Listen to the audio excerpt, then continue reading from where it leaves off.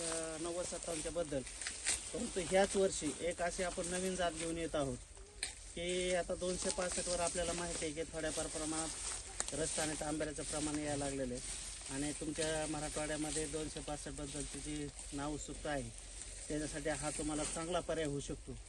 2022 साली आपली ही जात आपल्या RRC मीटिंगमध्ये रिलीज झालेली आहे आणि येत्या 7 ते 8 डिसेंबरला राज्य पातळीवरची आमची संयुक्त आढावा मीटिंग असते. त्याच्यामध्ये PDN 15-012 म्हणजे पाडेगाव संशोधन केंद्रावर संकलित करून पाडेगाव संशोधन केंद्राने निर्माण केलेले 3 हंगामासाठी अत्यंत उत्तम अशी जात आहे. आपण बघू शकता तिथं दाखवा थोडं. तर एकदम उत्तम प्रकारचं ह्या बियाण्याचे जाडे आहे, लांबे आहे आणि आता ऊस हा आपल्या समोरच आहे. तर या ठिकाणी पवारसाहेब दगडू पवार यांनी या ठिकाणी लागणीसाठी आणलेला हा ऊस आहे.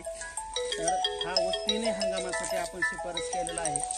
त्या ऊसाचं वैशिष्ट्य म्हणजे 265च्या बरोबर उत्पादन, परंतु 265पेक्षा जास्त साखर आणि 86-032 पेक्षा जास्त उत्पादन आणि जास्त साखर ह्या ऊसाच्या आपल्याला प्रयोगामध्ये मिळालेला आहे. हा ऊस निश्चित 265 नंतर या राज्यामध्ये आणि देशामध्ये क्रांती करेल असा आम्हाला शास्त्रज्ञ म्हणून विश्वास वाटतो. आपण या ठिकाणी ह्या ऊस आणून लावतायत त्याबद्दल या शेतकऱ्याचं मी अभिनंदन करतो.